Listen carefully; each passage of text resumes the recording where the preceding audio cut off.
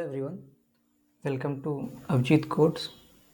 So this is the first lecture of this linked list playlist. So what we're going to do is we're going to learn the linked list from beginning to the advanced level. So let's first see what are the prerequisites for taking this course. So the prerequisites are you need to know the basics of a language.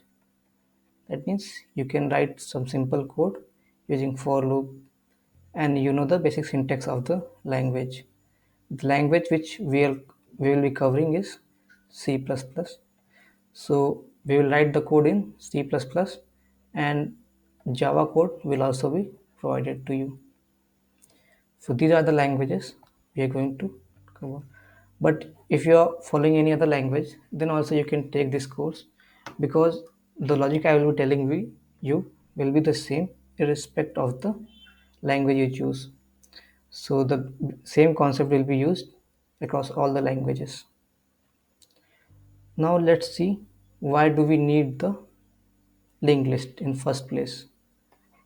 So let's encounter the need. We know that for linear data structures we have normal arrays. What's happened in them? That suppose if I want to store 5 numbers, what I will do? I will initialize an array of size 5. But what if after some time, after I have written my code, my requirements change and now I'm requiring to store 7 people or say 10 people? What then? We need to go back to the code and again increase the size of this array, which is now 5. So this is a problem in this. And what are the benefits we get in using arrays? The memory locations are contiguous. That means their addresses. Suppose if this array got the base address of 1000, this will be of 1004, assuming the size 4. Okay.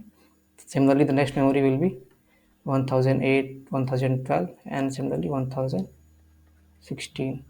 This is the benefit we get from arrays. But if we are encountering the problem of size, we have already seen one more data structure that is called vectors.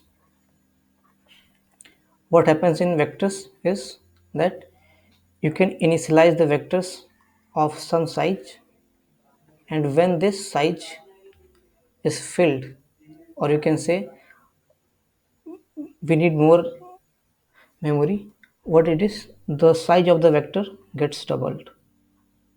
So if earlier it was of size 5, then its size will increase to 10, a vector of size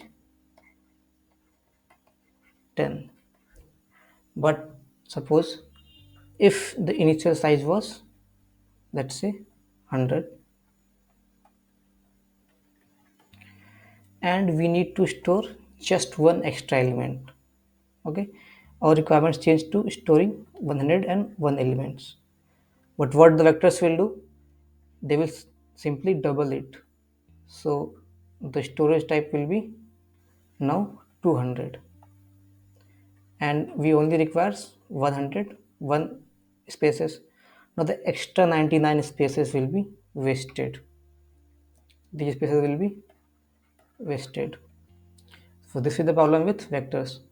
Also, if the chunk of memory that it was stored, suppose this is a memory, okay, let's assume this is a memory, and our vector was storing from here to here.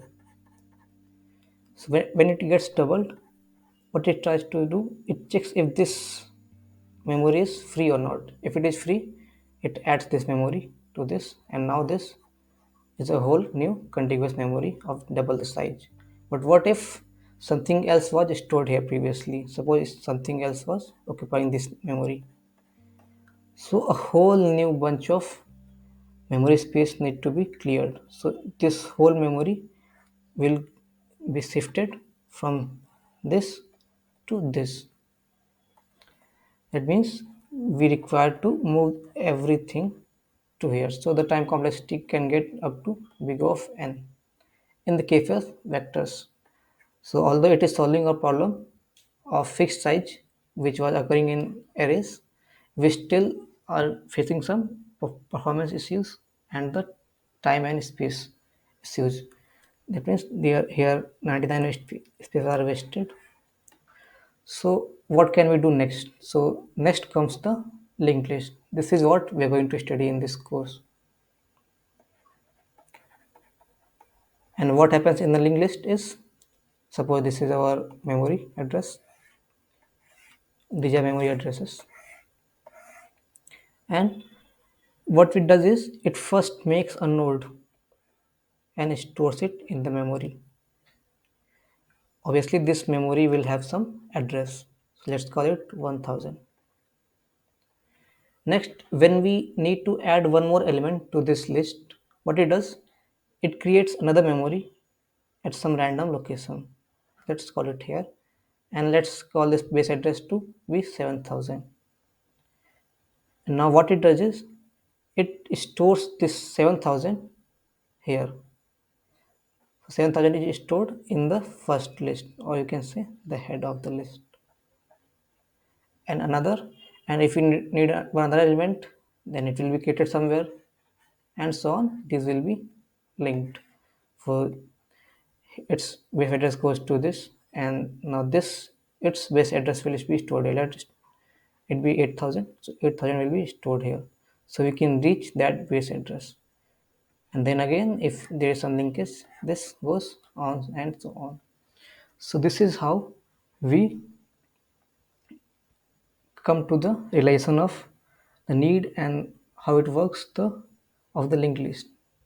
So in next video we will see what are the concepts required to make and write a program for the linked list. So thank you. See you in the next video.